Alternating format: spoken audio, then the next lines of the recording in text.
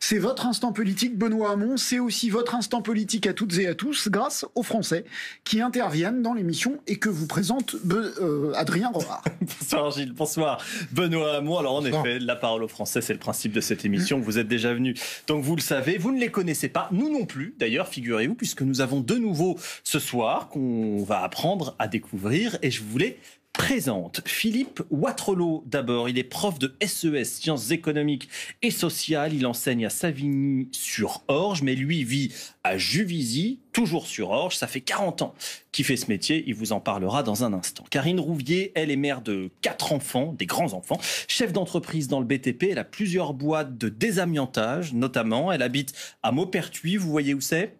Non, c'est en Seine-et-Marne, à côté de Coulommiers, charmant petit village. Elle nous dira ce qu'elle pense, elle, de la politique. Et puis en direct avec nous, nous rejoindrons dans un instant Théophile Maternic à Paris. Cette fois, Théophile est étudiant. Il aimerait intégrer bientôt une école de commerce, mais il ne nous parlera pas de son parcours ce soir, mais du parcours de la gauche, qui n'est pas vraiment auréolé de succès ces derniers temps. Il nous dira ce qu'il en pense. Vous pourrez échanger, vous lui répondrez dans un instant. Ça tombe bien, une fois n'est pas coutume, on va commencer par la politique dans cette émission. Les leaders de la gauche se réunissent demain. À quoi cette réunion, à laquelle vous assisterez, à quoi doit-elle servir ? On n'aura pas un nom demain. Demain, un nom NOM. Un nom NOM, oui. C'est-à-dire le nom de la candidate ou du candidat qui serait celui ou celle de toute la gauche. Mais alors c'est l'objectif. Donc l'objectif à terme, c'est de trouver un nom d'un homme ou d'une femme candidat unique de la gauche. En tout cas, moi, c'est mon objectif. Et c'est l'objectif que je poursuis déjà depuis quelques mois et que je poursuivrai pour des raisons assez simples. On peut pas dire les uns et les autres, il y a urgence climatique. Le tic-tac qui s'égrène seconde après seconde et qui nous rapproche du moment où le réchauffement et l'effondrement de la biodiversité seront irréversibles, justifie aujourd'hui l'urgence climatique, un gouvernement de la transition écologique tout de suite. On peut pas dire il y a urgence sociale parce qu'il y a explosion de la pauvreté, il y a finalement on se rend compte une perte d'efficacité à la fois du système éducatif et de la protection sociale pour compenser les injustices de l'économie. Il y a urgence sociale et urgence climatique et ne pas avoir de gouvernement de la justice sociale dès 2022. Donc si nous voulons un gouvernement de la transition écologique et de la justice sociale en 2022, il y a une seule condition à réunir, que la gauche soit au second tour de l'élection présidentielle. Et pour qu'elle soit au second tour de l'élection présidentielle, selon ce que nous disent toutes les enquêtes d'opinion, il faut qu'il n'y ait qu'un seul candidat ou une seule candidate. Donc élémentaire, mon cher Watson, il faut un seul ou une seule candidate. Sinon, je le dis avec un peu de gravité à mes amis de gauche et écologistes, sinon aucun d'entre eux ne sera légitime à parler d'urgence climatique dans ces tracts. Mais là où vous avez raison, c'est que tous n'en sont pas aussi convaincus que vous, quoi, manifestement. En tout cas, sur le papier ou dans les déclarations, personne ne viendrait à ma place ici vous dire qu'il est contre l'Union. Après, ce qui ne veut pas dire qu'il y est totalement favorable dès lors qu'on pose comme principe oui à l'Union à condition que ce soit derrière moi. Je pense que demain, ce qui est important, c'est qu'on fasse l'inventaire des accords et des désaccords. Il y a des désaccords à gauche. Mais le fait de travailler à un programme commun, ça ne veut pas dire que on sera tous pareils demain, qu'il n'y aura plus de pluralité à gauche. Elle subsistera, et dans l'écologie, pareil. La question, c'est, aujourd'hui, ces désaccords qui existent, justifient-ils qu'on ne se mette pas d'accord au moment de l'élection présidentielle pour faire face à un projet libéral et parfois très autoritaire qui est celui de Macron, et à un projet qui, lui, m'inquiète encore plus, qui est le projet de Marine Le Pen, qui ferait basculer là la France dans un régime qui est un régime de type fasciste. Parfait, voilà des sujets intéressants pour cette émission et on va commencer par un direct citoyen et vous allez voir que c'est pas si facile que ça pour vous dans l'opinion. Enfin pour vous, pas pour vous Benoît Hamon, mais pour vous la gauche. Oui absolument, c'est Théophile Maternic, je vous l'ai présenté il y a un tout petit instant. Il est étudiant à Paris, il s'intéresse évidemment beaucoup à la politique. Ce sera sa deuxième élection présidentielle parce qu'il est très jeune, Théophile, et j'ai envie de lui demander et de le faire réagir à ce que vous venez de dire Benoît Hamon. Quel regard, Théophile, portez-vous en ce moment sur la gauche ? Est-ce que vous avez l'impression, comme l'espère Benoît Hamon ce soir, qu'elle peut créer la surprise où vous dites bah non, de toute manière, c'est foutu? Écoutez, moi si j'ai bien compris, la gauche cherche à se réunir autour de thèmes consensuels comme l'écologie et la démocratie, sauf que je vois mal comment elle réussira à surmonter le désaccord économique qui la tiraille depuis des décennies, parce qu'elle hésite toujours entre son électorat populaire et son électorat plus bourgeois qui avait migré chez Macron, mais qui commence à réémigrer depuis les lois sur le séparatisme et sur la sécurité, et donc il y a cette tentation de les séduire à nouveau. Mais pour moi, du coup, cette division est inévitable parce qu'il y a deux électorats aux intérêts contradictoires. Et il y a forcément deux candidats qui voudront s'en emparer respectivement de l'un et l'autre. Et j'imagine mal, par exemple, la bourgeoisie renoncer à ses intérêts. À mon avis, elle votera forcément pour un programme social-démocrate opposé à celui de Mélenchon. Donc c'est aussi l'occasion pour moi de demander à M. Hamon qui soutiendrait-il, par exemple, dans un premier tour, entre un Mélenchon et un candidat plus social-démocrate comme Christiane Taubira ou Yannick Jadot, par exemple. Alors, Benoît Hamon. Bon, Je ne m'attendais pas à cette question. Non, mais je trouve que... Vous avez le droit de ne pas être d'accord avec Théophile. Oui, mais je comprends pas bien. Parce que pour faire une majorité, il faut quand même qu'il y ait des classes populaires et des bourgeois. Parce que sinon, il n'y a pas de majorité. Et dès le premier tour, il y a toujours eu et des bourgeois et des classes populaires dans n'importe quelle élection. Et il y a aussi quelques bourgeois qui ont voté pour Jean-Luc Mélenchon, si je regarde la sociologie du vote du premier tour à la dernière élection présidentielle. Donc le sujet, il est de savoir quelle est l'orientation.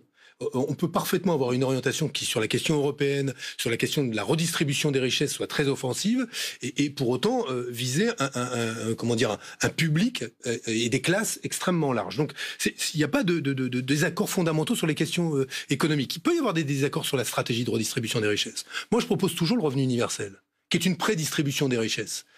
Il y en a d'autres qui proposent des formules plus classiques. Là-dessus, on peut avoir des désaccords. RSA jeune ou ce genre de choses. Oui, mais par exemple. RSA jeune, RSA jeune, c'est juste réparer ou simplement réparer l'erreur qui a été faite de ne pas permettre l'accès des 18-25 ans aux minima sociaux et qui date du revenu minimum d'insertion, donc dans les années 90. Donc, on peut réparer cette erreur, c'est nécessaire. On peut automatiser le RSA, mais ça ne fait pas le projet social de la gauche. C'est pas autour de ça qu'on construit un projet d'émancipation qui permet à tous les individus, notamment ceux qui travaillent, ceux qui sont retraités, d'imaginer aller mieux et de pouvoir vraiment aller mieux. Ça, puisque vous parlez de votre revenu, par exemple, Arnaud Montebourg est très contre.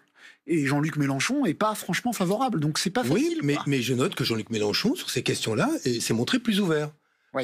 Il s'est montré plus ouvert alors au diapason de l'électorat de gauche. La dernière enquête d'opinion qui était assez intéressante, qui a montré que la gauche n'était pas en grande forme sur le plan des résultats électoraux si elle était divisée. C'est moins qu'on puisse dire. Oui, mais elle montre aussi que, par exemple, sur le revenu universel, plus de 2/3 des électeurs de gauche, ils étaient bien moins nombreux en 2017. Ils sont favorables aujourd'hui. Mais je veux juste pointer une chose auprès de Théophile. Théophile, absolument, qui vous écoute. Ce qui est très intéressant de regarder, c'est que, par exemple, en Île-de-France, on nous dit Valérie Pécresse va gagner la prochaine élection régionale. Et là, on vient d'avoir un sondage qui montre que Julien Bayou, candidat écologiste, peut être devant Valérie Pécresse au second tour. Donc là, soudain, on voit... Oui, mais la gauche unie derrière Julien Bayou, ça passe devant Valérie Pécresse. Donc c'est assez intéressant de voir que, finalement, ce qui nous semble impossible, en juin, là, en juin... Les régionales, c'est pas la présidentielle, quand même. Non, mais de la même manière, aujourd'hui, en Île-de-France, si les écologistes et la gauche sont divisés, on pense que Valérie Pécresse sera à tous les coups balayée. On voit aujourd'hui qu'elle peut être battue même au second tour. Donc, ce que je veux simplement dire, je crois, j'écoute ce qu'a dit Théophile et je ne vais pas esquiver la question des noms. Parce que je ne veux pas donner l'impression d'être celui qui... Ça m'arrange, ça m'évitera de vous la poser. Oui, mais moi, je ne veux... Je l'ai dit, aucune occase sur qui que ce soit. On pourrait dire Benoît Hamon, ça a été l'adversaire de Jean-Luc Mélenchon. Ce sera jamais Mélenchon. Bah jamais, je ne dirais ça. Et pour une raison simple, c'est qu'il a fait 19% aux dernières élections présidentielles. De quel droit Benoît Hamon viendrait dire, écoutez, qui en a fait 6-30. Voilà, la gauche peut se réunir avec les écologistes, mais Jean-Luc Mélenchon est prié de rester sur le côté, si possible d'être suffisamment aimable et de ne pas parler. Non, c'est pas possible ça. Ça, c'est pas possible. Donc le processus que nous engageons est un processus de discussion avec tout le monde. Et on va y arriver, les uns et les autres, avec des idées, des convictions sur les orientations, les propositions, sur les stratégies.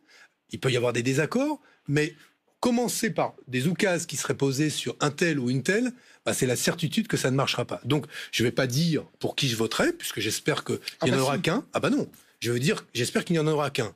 Mais n'importe lequel, ça vous est égal. On peut regarder un sondage. Je voudrais qu'on regarde le sondage dont vous...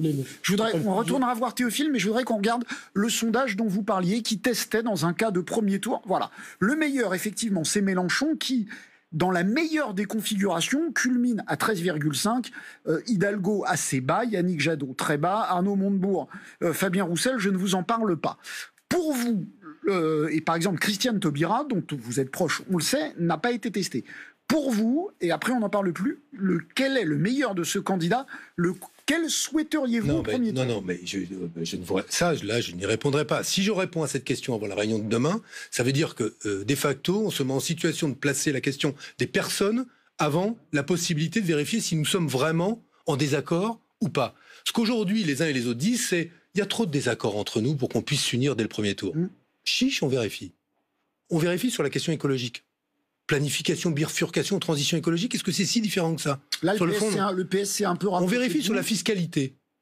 Sur les questions de fiscalité, aujourd'hui, la proposition Biden, par exemple, dont on parlera peut-être tout à l'heure dans la deuxième partie du débat avec Guillaume Clossat, qui propose tout simplement qu'il y ait une fiscalité qui amène à ce que les multinationales qui vont placer leur siège social dans les paradis fiscaux soient fiscalisées à hauteur d'un taux standard dans les pays, ce qui fait qu'elles peuvent payer 12,5 en Irlande, elles paieront 8,5 de plus pour ce qui est des Américains au Trésor américain. Sur ces sujets-là de redistribution, on est favorable. On a tous à peu près les mêmes idées. On est favorable à une plus grande progressivité de l'impôt. Sur les questions éducatives, j'observe que la gauche mange d'un grand projet ou d'une grande perspective émancipatrice parce qu'elle ne travaille plus les questions d'éducation depuis sans doute trop longtemps et qu'il faut donc que là aussi, elle se retrouve et il y a plus de convergence que de divergence. Alors on va me dire l'Europe. Alors l'Europe, vous en parlerez avec Guillaume Clossat tout à l'heure. Et puis moi je vous parlerai de laïcité dans un instant. On va retourner voir. Parlons de laïcité. On va retourner voir Théophile pour un instant. Absolument, oui, on a évoqué avec vous Théophile votre doute à ce que la gauche réussisse à s'unir. Mais est-ce que vous pensez que la gauche va continuer à exister dans le paysage politique français? Est-ce que le Parti socialiste, pour vous, peut survivre à cette élection présidentielle ou pas? Alors concernant le Parti socialiste, j'en sais rien, bon il est déjà un peu moribond, mais par rapport à la gauche en général, je pense que ce qui lui cause beaucoup de tort aujourd'hui à mon avis, c'est cette ferveur progressiste, un peu vindicative et parfois inarrêtable. Enfin, je pense notamment aux dernières polémiques sur les réunions interdites aux Blancs, les trucs des sapins de Noël, etc. Moi, si vous voulez, je peux comprendre les motifs, ça me choque pas, mais il y a beaucoup de gens que ça va perturber. Et j'imagine mal la gauche accéder au pouvoir tant qu'elle n'aura pas fixé des lignes rouges et qu'elle aura vraiment clarifié sa position sur ces sujets. Alors, Benoît Hamon vous répond. Merci Théophile. Benoît Hamon. C'est quoi la question? Moi, je vais vous en poser. Fixer des lignes rouges. C'est ce qu'il dit. Il y a trop de divergences. Tant que vous ne réussirez pas à être un peu plus clair, ça ne marchera pas. Non. Bon, alors si vous voulez des lignes rouges, on va dire mettons-nous d'accord sur nos points d'accord et mettons-nous d'accord sur nos désaccords et travaillons sur ces désaccords. Donc on parlera tout à l'heure des questions européennes. Venons à ces sujets d'éducation, de laïcité, d'égalité. La République aujourd'hui, c'est un mot qui chante plus qu'il ne parle aux yeux de beaucoup de Français. Pourquoi? Parce qu'on va le dire très simplement, la République c'est l'égalité, la liberté, la fraternité, et on rajoutera la laïcité. Mais dans ces trois principales valeurs, beaucoup font davantage l'expérience des inégalités que de l'égalité, beaucoup font davantage l'expérience de la contrainte que de la liberté, et beaucoup font davantage l'expérience des discriminations que de la fraternité. Mais est-ce que tout ça, ça mérite des réunions non mixtes, par exemple? Le sujet des réunions non mixtes, c'est devenu un sujet de polémique nationale. Moi, je vais vous dire, au départ, il y a quelques années, j'étais assez rétif. Je me disais, mais pourquoi faire ces réunions non mixtes? Et j'ai écouté les uns et les autres, et j'ai découvert, notamment en m'intéressant en profondeur à cette question, que c'est le lieu dans lequel les victimes de discrimination peuvent le plus simplement déverrouiller la parole, libérer leur parole, s'exprimer, verbaliser les discriminations qu'elles vivent. C'est ça dont on parle. Mais c'est le lieu aussi où on peut verbaliser des paroles anti-républicaines. De dire, voilà, on est entre nous. Alors, je vais vous prendre Gilles Bornstein. Il y a une interview dans Le Monde de Jean-Michel Blanquer, qui s'est beaucoup exprimé là-dessus.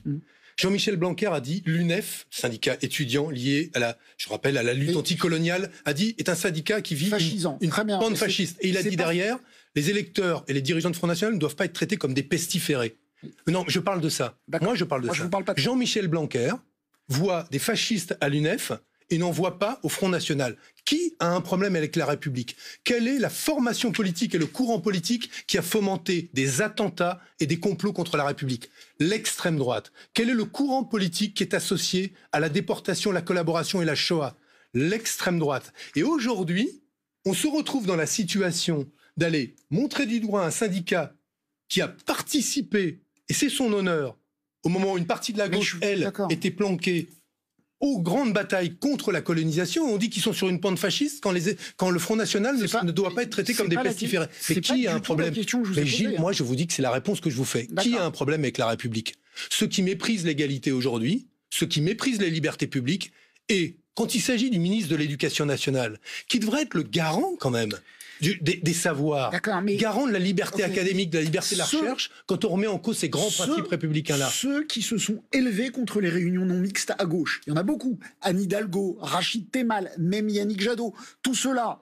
Yannick Jadot n'a pas dit ça. Il a dit que c'était pas sa culture. Mais je peux terminer ma question. Beaucoup à gauche se sont émus de ces réunions non mixtes. Pour autant, ce sont ni des fascistes, ni des complices de Jean-Michel Blanquer. Je vous dis pas ça. C'est un débat. Mais on peut parfaitement. Moi, j'ai vu Anne Hidalgo. On peut considérer que c'est pas très républicain sans pour autant être un fasciste. Mais le sujet, c'est pas la République. La République, c'est quoi? C'est l'égalité des citoyens devant la loi. Quel est le premier problème? Quelle est la première entorse à la République? Les discriminations et le racisme. Donc aujourd'hui, par quel prodige? En fonction de l'agenda de M. Bolloré de CNews et de quelques chaînes et de tous les médias qui courent après cela, par quel prodige les victimes de discrimination et de racisme seraient devenues le problème? Le problème, ce ne sont pas les victimes. Oui. On peut avoir une discussion sur... Et je récuse, moi, l'idée qu'il y aurait d'un côté des universalistes, parce que, voyez-vous, les universalistes, on va parler franchement, on va mettre tout sur la table. Les universalistes, ils nous disent, il y a du séparatisme, il y a du communautarisme. Vrai. Il y a du communautarisme dans la société française. Et il y a du communautarisme dans certains territoires où on a l'impression que la République n'existe plus, ou en tout cas, elle s'est évaporée. Par exemple, dans votre ancienne circonscription. Oui, partout. Mais moi, je vois du séparatisme ailleurs. On peut commencer par le séparatisme scolaire. Scolaire. De tous ces gens qui nous font des leçons. Moi, j'étais ministre de l'Éducation nationale. Vous voulez qu'on parle de tous ceux qui, aujourd'hui, parlent de la République, de l'égalité, vivent dans des quartiers tout à fait... bien et plutôt aisés, mais mettent tous leurs gamins dans l'école privée parce qu'ils veulent pas de la mixité sociale pour leurs enfants. Non mais moi je vous parle de ça, c'est-à-dire que ceux qui tiennent le langage de l'exemplarité, commençons par regarder par quel bout finalement la République a commencé à s'éroder, à se déliter. Moi j'affirme aujourd'hui qu'il y a une forme de séparatisme des élites. J'en fais partie des élites, avec les revenus qui sont les miens. J'en fais partie, mais ce que je constate aujourd'hui, et avec lequel je ne peux pas me solidariser, c'est qu'il y a une forme d'offensive, de peur, d'inquiétude d'une grande partie des élites françaises contre le peuple, et ça s'était manifesté au moment des mouvements des Gilets jaunes, contre ces revendications qui reviendraient remettre en cause leurs privilèges et une part de l'impunité dans laquelle ils ont vécu, et qui les amènent aujourd'hui, pour une partie d'entre elles, à faire des victimes du racisme les principaux problèmes de notre société. Donc interrogeons-nous. Moi j'ai discuté avec Anne Hidalgo pendant 2 heures. On s'est parlé. Anne Hidalgo qui disait que les Verts devaient régler leurs problèmes avec la République. Elle ne dit plus ça. Elle ne dit plus ça. Parce que on peut... Elle s'est trompée. Mais non, mais c'est pas ça. C'est qu'Anne Hidalgo, elle est Verts dans sa majorité. Elle sait qu'Anne Hidalgo, ceux qui ont un problème avec la République aujourd'hui, c'est ceux qui font des politiques qui créent des inégalités, voire même l'extrême droite. On n'est pas autour de la table. Demain, il y aura Anne Hidalgo, il y aura Yannick Jadot, il y aura Julien Bayou, il y aura Éric Coquerel, il y aura des communistes, j'y serai, et aucun n'a un problème avec la République. Aujourd'hui, au contraire, le grand message que nous voulons porter, c'est que pour que la République fasse sens, nous ne devons négliger aucun pilier. Les libertés, elles sont aujourd'hui remises en cause par des politiques qui sont des politiques de restriction des libertés publiques par ce gouvernement. L'égalité, elle est remise en cause, tant à l'école que dans la vie, par des politiques sociales qui sont des politiques sociales injustes. La fraternité, elle est mise en cause par le racisme qui se déploie. Et la laïcité, alors là, je veux le dire assez simplement. On va en parler. Mais la laïcité, c'est une grande question et un grand legs, on va dire, de la République, qui était un legs universel que nous avons voulu défendre dans le monde entier. Bon, il n'y a qu'en France qu'on la met véritablement en place, telle que la loi de 1905 en a posé les termes et la définition. Mais évidemment qu'il n'y a que des laïcs à gauche. Il n'y a que des laïcs. Mais, et arrêtons de nous faire des procès sur la base d'accusations qui viennent de Marine Le Pen. Je l'ai dit ici. Mais islamo-gauchiste, c'est la même chose que judéo-bolchevique avant la Deuxième Guerre mondiale. C'est l'extrême droite qui le disait. Voilà les judéo-bolcheviques. Parce qu'on voulait associer juifs et bolcheviques. Là, on fait islamique et gauche. Rachid Temal, numéro 2 du PS, a dit cette réunion non mixte, c'est du racisme. Vous pouvez ne pas être d'accord. Vous ne pouvez pas ne pas dire que ces désunions, que ces désaccords n'existaient pas. Et par ailleurs, on peut condamner le séparatisme. On peut condamner le séparatisme des gens qui ne mettent pas leur enfant à l'école de la République sans pour autant cautionner les réunions non mixtes. Moi, je pense que demain, si ces discussions-là doivent se prolonger pour que l'unité de la gauche se fasse, nous examinerons accords et désaccords. Très tranquillement, je vous dis très sereinement. Et on avancera sur toutes ces questions-là. D'abord, je voudrais remercier Théophile qui nous a parlé tout à l'heure. Merci beaucoup, Théophile. Je voudrais vous poser une question précise concernant le port du voile au lycée. Regardez un sondage très récent qui a été fait pour la LICRA par l'IFOP. 52% des lycéens français sont favorables au port de signes religieux ostensibles dans les lycées publics.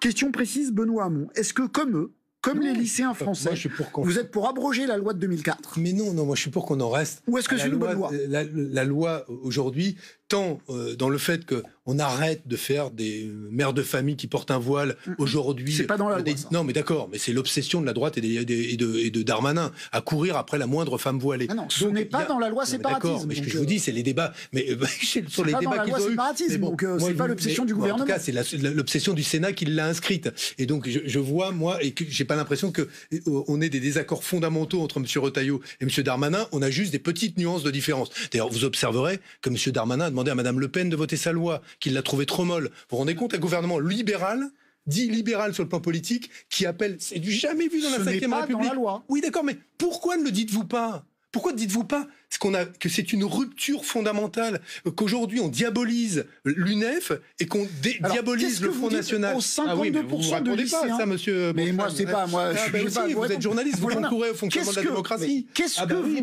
que vous répondez? Qu'est-ce que vous répondez aux 52% de lycéens? Qu'on ne changera pas ce point-là. Je pense qu'il faut aujourd'hui. J'entends et d'abord je vous demande qu'on respecte le point de vue de la jeunesse. Mais si je le montre. Donc voilà, mais je m'en réjouis parce que cette jeunesse, quand elle est féministe, on dit qu'elle est néo-féministe et dangereuse. Quand elle est antiraciste, on dit qu'elle est racialiste et indigéniste. Quand elle est pour le climat, on dit qu'elle est autiste et qu'elle est dangereuse.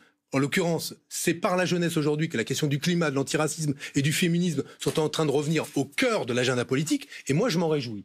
Sur cette question du voile au lycée, je ne crois pas que ce soit une bonne chose. Je le redis, on a un équilibre dans la loi et il faut préserver le lycée, l'école, le collège de tous les signes ostentatoires. Ça doit rester l'école, le lieu dans lequel on puisse se parler sans que ce soit au travers d'identités qui sont des identités parfois pas secondaires pour les personnes, mais qui sont des identités qui peuvent altérer les conditions dans lesquelles un bon enseignement dans une école laïque et publique se déroule. Voilà, donc vous avez ma réponse claire, ce qui n'empêche que j'essaie de rester à l'écoute, moi, de la jeunesse. Oui, mais parce que je suis frappé de voir, pardon de le dire, mais comment la génération de 68 se comporte comme une génération de vieux cons à l'égard des jeunes. Sur le modèle, c'était mieux avant, on se croirait dans un film... Non, mais je vous parle pas à vous. Mais en l'occurrence, mais de vieux cons, c'était mieux avant, nous, quand on était jeunes... Mais pardon, mais on dirait... Je veux dire, souvenons-nous du message qu'ils adressaient à la génération de leurs parents. Bon, moi, je suis bien content qu'il y ait des jeunes aujourd'hui qui secouent le débat politique et que ce soit par la jeunesse que, je vous le redis, sur l'antiracisme, le féminisme et le climat... On est, ça y est, on est un peu ébouriffé, bousculé. Et je vois que les journalistes voulaient être... Mais il n'y a pas des journalistes. Vous, alors, bon. Ça me réjouit, moi. Moi, je voudrais qu'on continue. Alors, très bien, admettons que vous vous mettiez d'accord et qu'un candidat émerge. Je voudrais vous montrer une image très brève. Vous allez peut-être reconnaître quelqu'un. Allons-y. Voilà, vous le voyez là, vous le reconnaissez ?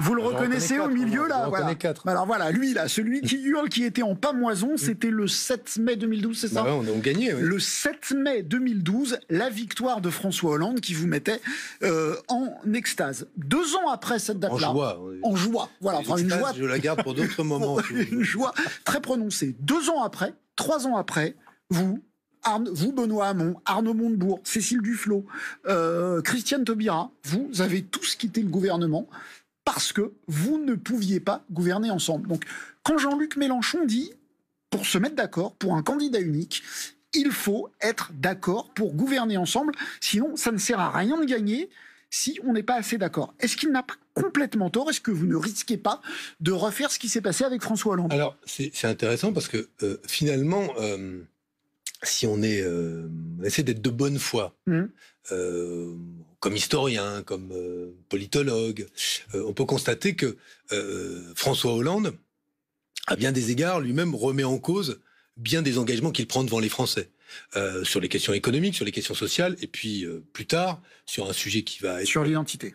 Oui, sur la question de la déchéance de nationalité qui a introduit le principe de l'inégalité des citoyens inscrit dans la Constitution, qui, je crois, a été pour beaucoup une rupture morale et plus que politique, parce que ne pas être d'accord sur le CICE, c'est un désaccord sur une politique économique. On peut survivre à ça. Ça fait pas mais là, la déchéance de nationalité, c'était beaucoup plus grave. Et donc, moi, j'affirme, c'est que ce qu'on a appelé les frondeurs. Il n'y a pas que les frondeurs. Non, mais les frondeurs ont été fidèles à ce qu'était le message de 2012. C'est d'ailleurs, je me souviens, on a un échange lors de du débat des primaires avec Manuel Valls, lors du deuxième débat, et je lui dis que celui qui n'a pas tenu parole, et la parole devant les électeurs, à mes yeux, c'est lui, et c'est François Hollande. C'est la conclusion de notre débat. Et d'ailleurs, au passage, tous ces gens-là, d'ailleurs, ne tiendront pas parole au point de ne pas honorer leur signature derrière, ce qui, à mon avis, signe un état d'esprit. Oui, mais signe une forme de faillite morale. Mais cette parenthèse achevée, ce que je crois que Mélenchon dit, c'est qu'il faut se mettre d'accord sur le programme et sur la manière de gouverner. Et c'est vrai que c'est pas indifférent, la manière de gouverner. Et on en parlera peut-être tout à l'heure sur la question européenne. Savoir quel est le degré de rapport de force qu'on construit avec les institutions européennes, c'est un vrai sujet. Comment demain on se tourne vers l'Europe, nos partenaires allemands, est-ce qu'il reste un partenaire privilégié?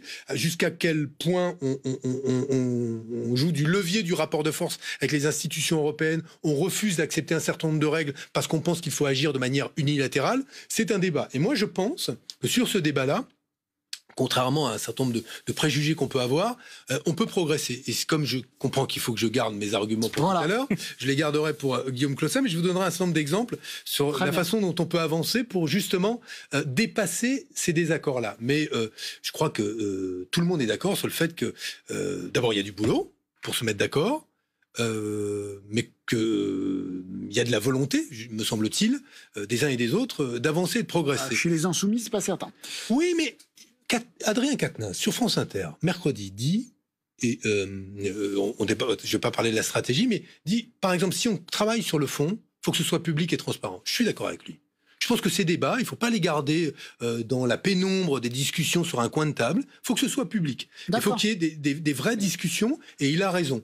Et après, j'ai un désaccord avec lui. Il sous-estime l'argument de l'unité comme un argument qui amènerait les gens à voter. Il dit qu'il faut surtout aller chercher les abstentionnistes par un vrai programme de gauche, émancipateur. Je vois pas en quoi c'est contradictoire. Et le dernier sondage Odoxa montre que dans l'électorat de gauche, l'argument de l'unité est absolument indiscutable. Absolument.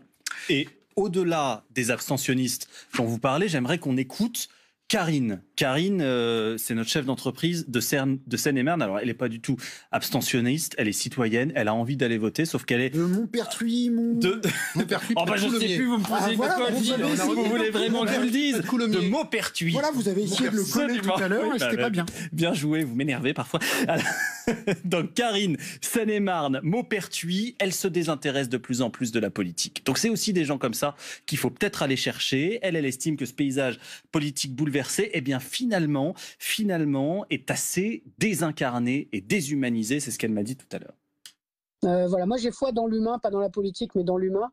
S'il y avait des humains en politique, je pense que l'ENA n'aurait pas duré aussi longtemps, en fait. Les politiciens, d'une manière générale, en tout cas quand ils arrivent au niveau du gouvernement, je pense qu'ils ont un peu perdu le sens de l'humain, c'est-à-dire le sens du service du citoyen.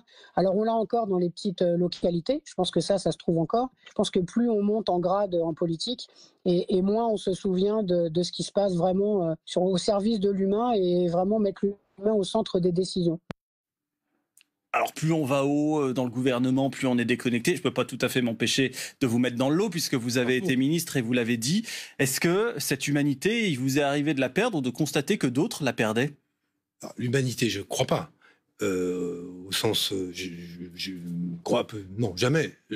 Par contre, une forme de de distance qui se creuse et de déconnexion, ça c'est absolument certain. D'ailleurs, tout est fait dans la Ve République pour vous enfermer, d'ailleurs, et pour vous rendre captif d'univers dans lesquels vous êtes totalement déconnecté, où des gens viennent vous dire c'est comme ça que ça se passe ailleurs, en dehors des murs. Donc ça c'est ce qu'elle décrit et en partie la réalité. Cela étant dit, on a besoin aujourd'hui d'une démocratie qui soit malgré tout représentative. On ne peut pas faire des assemblées générales tous les jours, même avec Internet, qui nous amènera à décider de tout.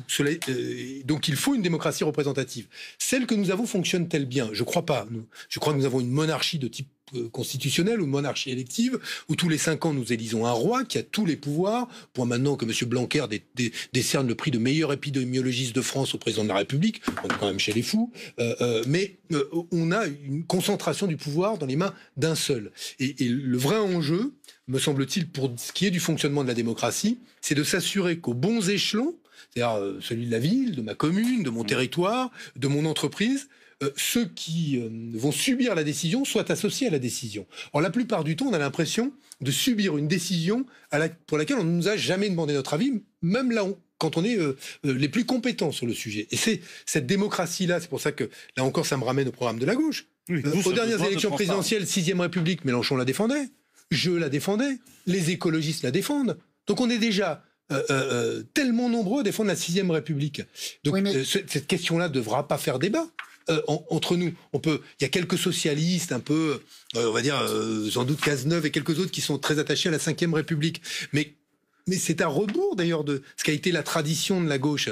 La gauche, elle a toujours plaidé pour une démocratie continue et pas intermittente. L'intelligence collective et pas l'intelligence d'un seul. Un fonctionnement qui sépare clairement les pouvoirs et les respecte, qu'il s'agit de la justice, qu'il s'agit de la fabrique de la loi ou de l'exécutif. Or, on n'a plus tout ça. Et c'est pas de la cosmétique sur la 5e République qui va changer quoi que ce soit. Faut qu'on avance. On va ouvrir notre page sur la crise sanitaire avec Philippe, le prof. Oui, les écoles peuvent-elles, doivent-elles rouvrir le 26 avril? C'est la question que je lui ai posée. Une chose est sûre, la perspective n'est pas de nature à rassurer collectivement, et encore moins Philippe que vous allez entendre, prof de sciences éco, il m'a dit ça.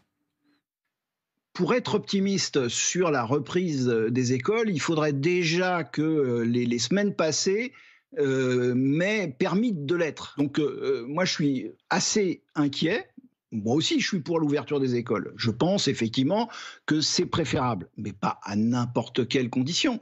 Sinon, on est dans le déni, dans une sorte de pensée magique où on pense qu'il suffit de dire que les choses vont bien pour qu'elles aillent bien.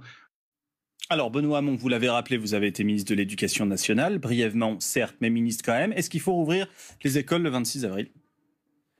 Si on estime que la situation sanitaire le permet, oui. Je vais prendre les choses dans l'ordre.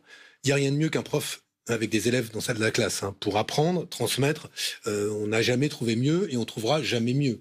Et c'est pas le distanciel qui nous permet d'avoir un cours de la qualité qui est celui d'un cours en présentiel. Donc Emmanuel Macron a eu raison de s'obstiner à laisser les écoles ouvertes. Je vais avancer. Mais en dépit du boulot incroyable que font ces profs, M. Wattrelos en tête, j'imagine, pour préparer des cours en distanciel. Si vous avez des enfants qui sont au collège, il faut se rendre compte du boulot qui a été fait. Donc bravo aux profs pour tout ce travail-là. Donc c'est mieux le présentiel, on en est certain. Pour une autre raison, dans une famille où il n'y a qu'un ordinateur ou une tablette et qu'il y a 4 mômes, comment on fait ? On fait pas. Hélas, ou alors on bricole tellement que les retards qui s'accumulent sont des retards considérables. Donc oui, c'est mieux d'avoir du présentiel. La priorité ensuite, c'est qu'évidemment la vaccination prioritaire des profs et des personnels de l'éducation nationale. Donc les créneaux ouverts par le Premier ministre qu'il a promis hier, c'est une bonne idée. Les créneaux réservés. Je pense qu'il faut effectivement vacciner au maximum les profs qui le souhaitent. Là encore, comme la vaccination n'est pas obligatoire, mais la plupart d'entre eux, évidemment, le souhaitera pour qu'ils se sentent le plus protégés possible et qu'ils aussi se libèrent de cette angoisse qui est celle de se retrouver dans des clusters à Covid. Je rajoute sur la crise sanitaire que, j'avoue, contre le message de Castex qui dit attention, on n'en est pas sorti, et Gabriel Attal qui dit mais pas de problème, on réouvre les terrasses en mai. On a des informations qui montrent que le variant brésilien serait le plus terrible de tous ceux qu'on a découverts jusqu'ici et que il se propage plus vite et est plus dangereux. Je sais pas comment on peut continuer à parler avec autant de sons de cloche différents. Moi, j'avoue que j'ai du mal à m'y retrouver. Je comprends, et c'est très très compliqué. Mais d'une façon générale, là, vous avez plutôt donné 2 satisfecit au gouvernement. Sur la vaccination. Oui. Non, mais c'est pas. D'une façon, vous avez été 3 ans ministre. Vous savez à quel point c'est difficile. D'une façon générale, le gouvernement a-t-il, même en tâtonnant, trouvé le bon équilibre entre restriction et liberté? Je sais pas si c'est que ça, comme ça qu'on jugera. Est-ce que c'est entre restriction et liberté? La chose qui reste aujourd'hui, c'est que ce que nous croyions à l'imparfait, tous, il y a 1 an et demi de ça, c'est qu'on avait le meilleur système de santé au monde. Et à force d'éroder les moyens de l'hôpital public... Ça n'annule pas ma question. Non, mais ce que je veux simplement dire, c'est que maintenant, on voit que ce système... Il y a eu 100 000 morts. Donc, dans les faits... Ça n'en fait plus le meilleur système de santé au monde. On a sans doute les meilleurs personnels soignants, sans doute la possibilité de retrouver le meilleur système de santé, mais à force de réduire leurs moyens, de continuer la tarification à l'activité à l'hôpital... Mais vous répondez pas. Il reste que ma question est pertinente. Il reste qu'un moment... Heureusement que vous pensez qu'elle est pertinente, votre question. Parce que je veux simplement dire, c'est que aujourd'hui, il demeure à la fin... que sur le vaccin, sur les masques, sur les tests, la France n'a pas été à la hauteur de ce qu'on attendait d'elle.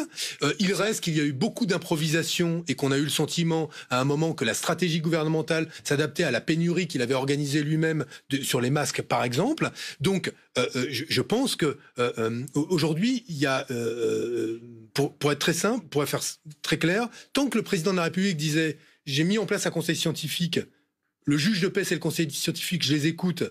Moi, ça m'allait, parce que j'ai confiance dans la science et dans le progrès. Ouais. Et que de ce point de vue-là, je reste attaché à la raison. Mais du jour où il s'abstient ou s'affranchit des avis du conseil scientifique, considère qu'il est aussi pointu qu'eux dans l'analyse des courbes et dans l'épidémiologie ou l'immunologie, là, je suis plus inquiet. Alors, pour être très honnête. Et alors, vous observerez que je me suis bien gardé depuis 1 an et demi de me livrer à la critique du gouvernement par tweet ou par communiqué de presse pour dire c'est n'importe quoi. J'ai été extrêmement avare en parole parce que je considère que gouverner en cette période, c'est quand même extrêmement compliqué. Mais là, je peux dire aussi quand même que à chaque fois, relire les événements passés pour expliquer qu'ils ont fait les bons choix, c'est aussi assez insupportable. Mettre un peu de cohésion, ça serait pas plus mal, y compris pour la tranquillité des Français. On va écouter Philippe, à nouveau, notre prof. Vous parliez de la vaccination en disant oui, a priori, les profs sont plutôt favorables. C'est son cas, mais lui, il aimerait aller encore plus loin. On l'écoute. Oui, je suis pour la vaccination. Et je suis même pour le passeport sanitaire.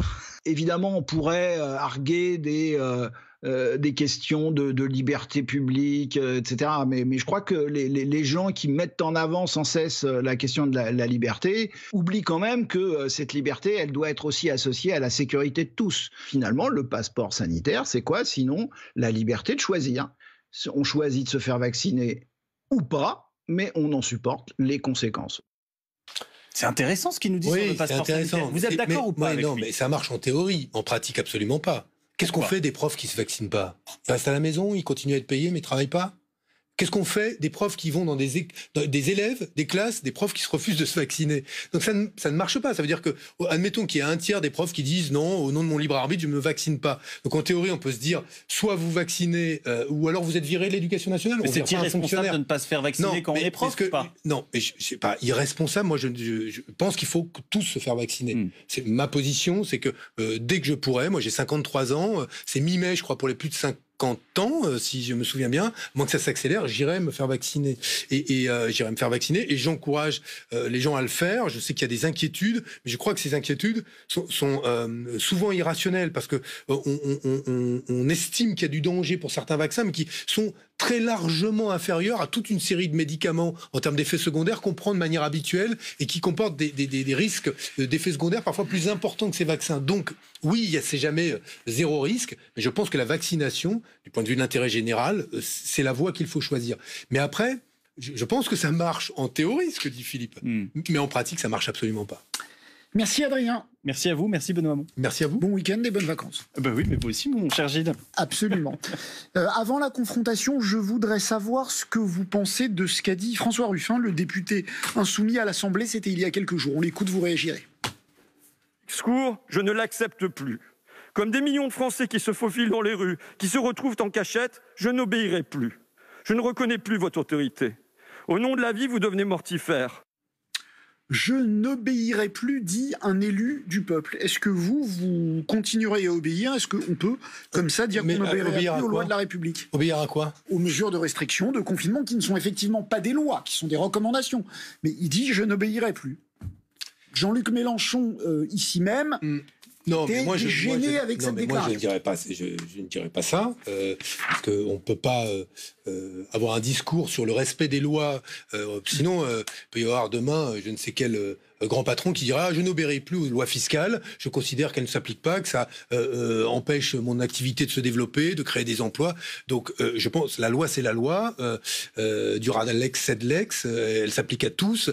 Et il faut la changer pour les parlementaires, si possible, le plus vite possible quand elles sont mauvaises. Ce dont je pense qu'il interprète François Ruffin, c'est aussi d'autres choses. C'est le sentiment d'impuissance d'un parlementaire dans un parlement godillot de la Ve République. C'est vrai que ça ne sert à rien. Il ne parlait pas de ça. Oui, mais moi je vous le dis, je pense qu'il parle aussi de ça. C'est qu'aujourd'hui, quoi qu'il dise, quoi qu'il fasse, de toute façon, il ne sert à rien. Il peut déposer des amendements, ils ne seront jamais adoptés. Il n'a aucune espèce d'influence sur ce qui se passe. Donc, tout cela est c'est son sentiment. Donc il n'a que le verbe. Et en l'occurrence, il l'utilise pour être l'interprète de qui? De toutes celles et ceux qui, eux, se sentent aujourd'hui brinque-ballés d'un côté à l'autre, sujets à toutes sortes d'injonctions paradoxales de la part de gens qui parfois eux-mêmes ne respectent pas les lois. Et de ce point de vue-là, moi je ne lui ferai pas le reproche. Mais pour autant, on ne fait pas dire à ces gens-là de ne pas de désobéir. En tout cas, moi, je ne le ferai pas. Parfait. C'est enfin l'heure de la confrontation, parce qu'il y a un sujet, on l'a dit et répété pendant cette émission, sur lequel un sujet vous aurez du mal à vous mettre d'accord à gauche, c'est l'Europe. Pour en débattre avec vous, Guillaume Clossa, merci beaucoup d'être là et d'avoir patienté. Vous êtes président d'honneur du think tank Europa Nova et un bon spécialiste des institutions européennes. Les désaccords à gauche sur l'Europe sont-ils surmontables, selon vous ? Je ne sais pas. Ce que je sais, c'est que... deux anecdotes quand même. J'étais la veille de l'élection présidentielle de 2017 à Berlin, à la chancellerie, et l'équipe de la chancelière était très inquiète que la France, une nouvelle fois, est un match Le Pen versus un autre candidat. Et elle me disait, c'est pas possible parce que la France est en train de perdre son autorité en Europe. Et donc, il faut que on sorte de ce dilemme qui est d'avoir à chaque élection un candidat du Rassemblement national, de la même famille, parce que ça fait que quand le président arrive au pouvoir, eh bien, il est beaucoup moins influent et il est moins en situation de négocier. Donc le vrai sujet, c'est comment faire pour que cette élection présidentielle, ça soit pas un match Marine Le Pen contre un autre candidat.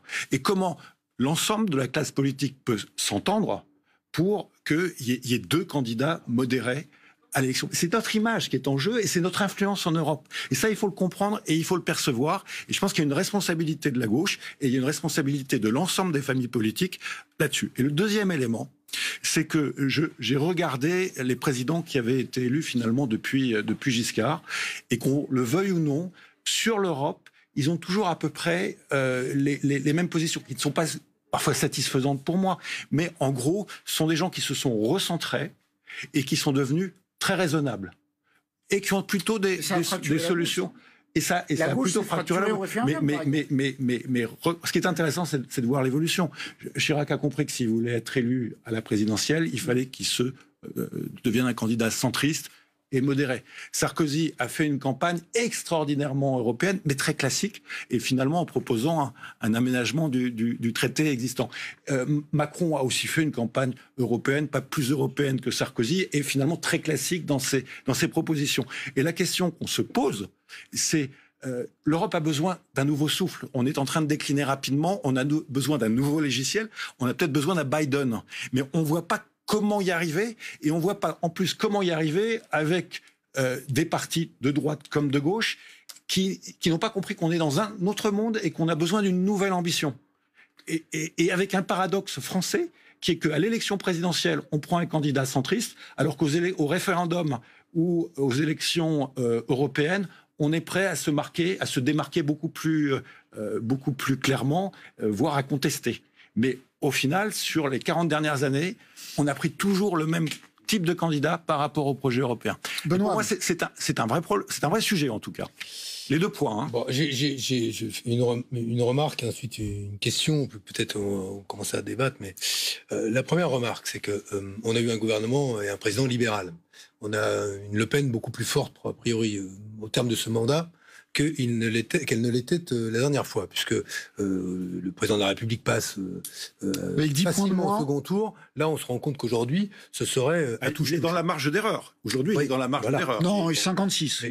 C'est pas un score glorieux. 54. Il est au-delà de la Donc, marge d'erreur. interrogeons des politiques qui ont dédiabolisé le Front National, dédiabolisé les contenus de ces politiques, notamment sur les migrants, sur les droits de l'homme, sur la façon dont on a stigmatisé les musulmans. Interrogeons ce qui fait qu'aujourd'hui, Marine Le Pen apparaît moins dangereuse. Pourquoi ? Parce que ce qu'elle dit l'est aussi dit par Jean-Michel Blanquer, par Gérald Darmanin On et par parle pas beaucoup du tout d'autres. d'Europe, là. Non, mais attendez, j'y viens.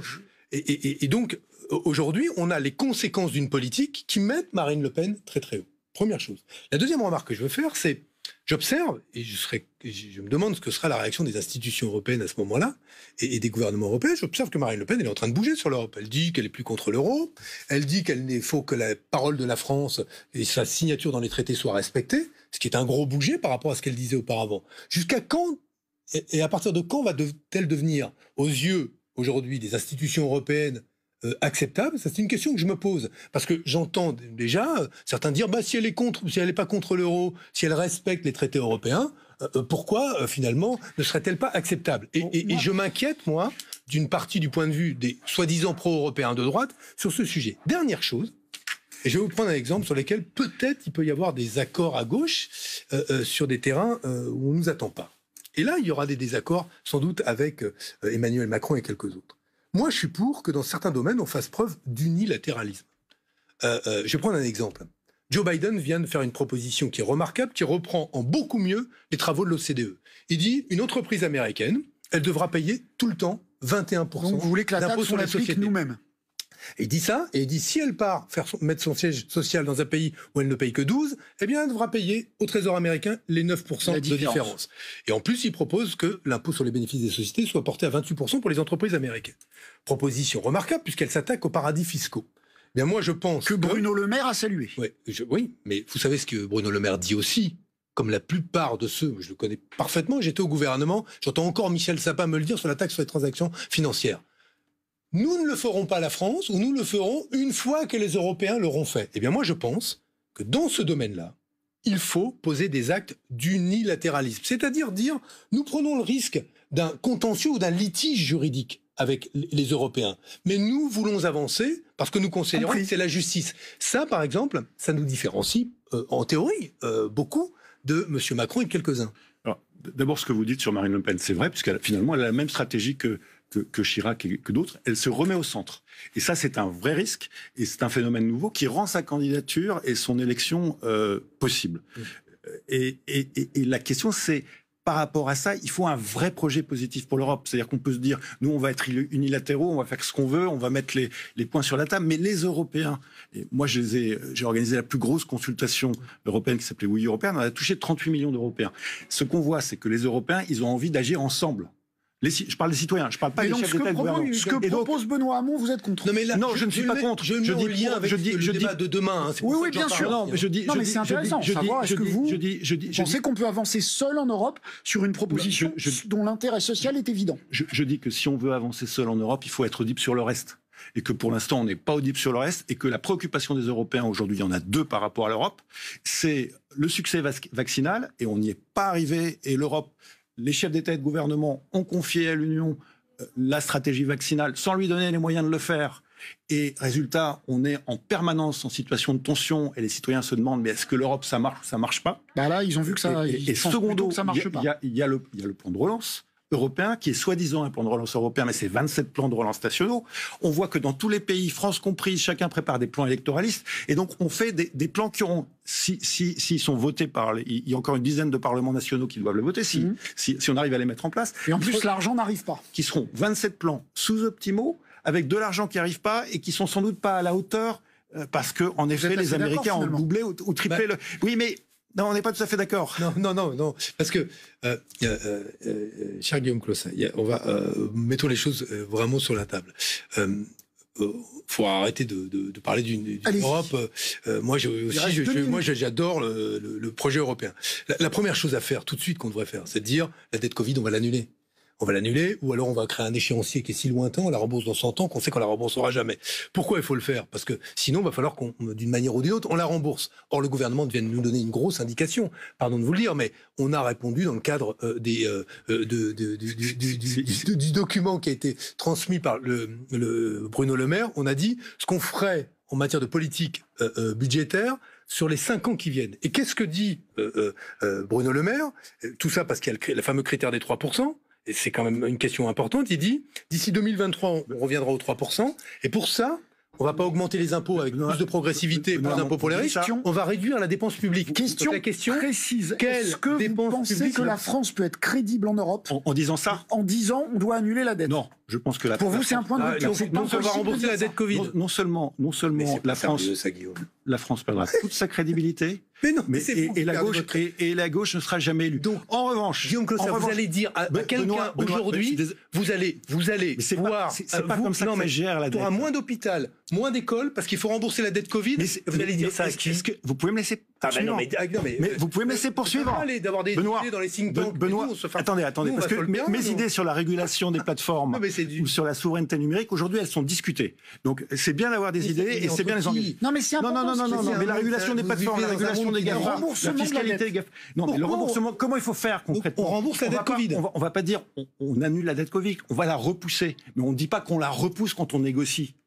Comme on a déjà un échéancier, on l'annule. Non, on l'annule pas. Ouais, d'accord, on fait comme la dette allemande au sortir de la Deuxième Guerre mondiale. Mais dans les faits, on comme beaucoup, l'annule. Comme beaucoup de pays font, ils prolongent leur dette et ils remboursent dans une durée beaucoup plus longue, mais ils gardent leur crédibilité pour continuer à emprunter. Si on l'annule, croyez-moi, on va emprunter à 10%. Pardonnez-moi. Et l'euro va faire le loyer de l'argent. Vous proposez un truc pipeau, c'est-à-dire un instrument d'écriture qui fait que. Mais non, c'est pas du tout pipeau. Mais c'est pas l'annuler. Mais pardon. Il a raison. Ça veut dire qu'en fait, on la paye pas. Non, pas du tout. Quand vous empruntez. Si, il y a plein de gens qui vont la payer. Non, mais les dépenses publiques, la réduction des dépenses publiques. Quand vous empruntez, ça vous arrive d'emprunter vous-même? Ah oui. Bon, ça vous arrive d'emprunter. Donc vous pouvez négocier le report, vous pouvez échelonner sur une plus longue durée, et ça se fait. Et les États peuvent le faire. Et les États peuvent le faire dans des conditions à des taux de l'argent très faibles. Ça s'appelle le multiplicateur budgétaire. Un État qui emprunte de l'argent, c'est pas comme vous et moi. Est-ce que vous avez une annulation de la dette récente qui a marché? Non mais je suis obligé de vous arrêter. Est-ce que vous avez une annulation de la dette récente qui a marché? Mais moi, je vous dis que oui, il y a eu des annulations de la dette. Lesquelles alors? Aujourd'hui, Fonds monétaire et Banque mondiale réclament l'annulation de la dette des pays pauvres. On sait qu'on va jamais rembourser. Je suis désolé. Qui est une monnaie de référence. Vous continuerez ce débat hors antenne. Il est passionnant. Je suis d'accord. Il est passionnant. Merci à tous. Merci de nous avoir suivis. Merci Benoît Hamon. Bonne réunion demain. Merci. Est-ce que les Américains demandent d'annuler leur dette? Sérieusement?